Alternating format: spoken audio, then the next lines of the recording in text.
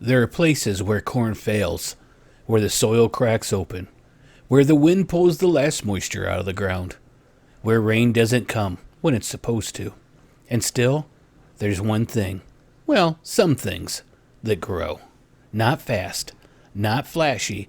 It doesn't beg for water or panic when the heat arrives. It sits and it waits.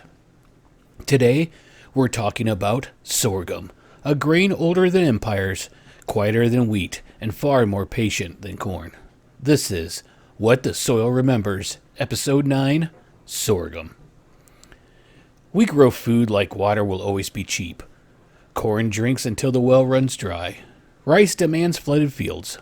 Both collapse the moment conditions shift, but the land has been telling us for a long time, this isn't how you survive. Before irrigation canals, before subsidies, before monoculture, people grew grains that knew how to endure. Sorghum doesn't die when drought hits. It just pauses. When water disappears, sorghum closes its pores. It seals itself in wax. Growth stops, but life does not. Weeks can pass, sometimes even longer.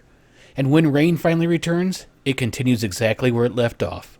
No restart, no replanting, no panic. That's not weakness. That's wisdom. Sorghum fed civilizations across Africa and Asia long before wheat crossed oceans. In the American South, it once did everything. Grain for food, stalks pressed into syrup, fibers turned into brooms.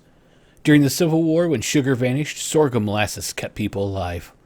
Not as a luxury, as a survival. Sorghum didn't disappear because it failed. It disappeared because corn was subsidized. Corn grows fast. Corn feeds machines. Corn can be turned into syrup, fuel, and filler. Sorghum grows slower. It doesn't flood fields.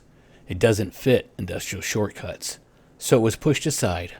Not forgotten by the land, forgotten by policy. Here's something we need to say clearly and responsibly. Not all sorghum is meant for people. Some varieties are bred high in tannins to deter birds. Those varieties are bitter and hard to digest.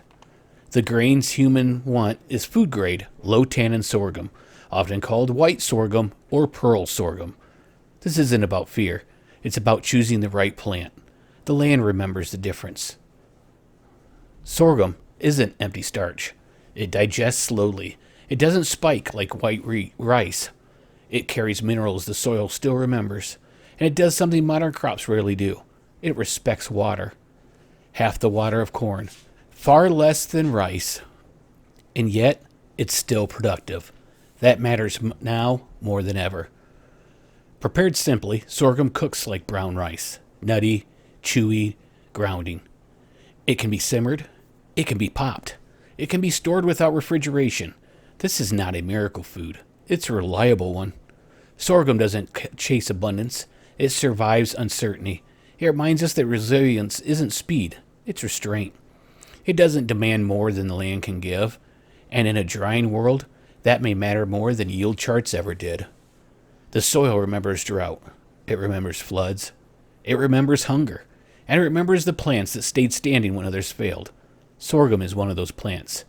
Not because it's perfect, but because it's patient. This has been What the Soil Remembers, Episode 9. Remember, walk gently, plant wisely, and listen to the ground beneath your feet.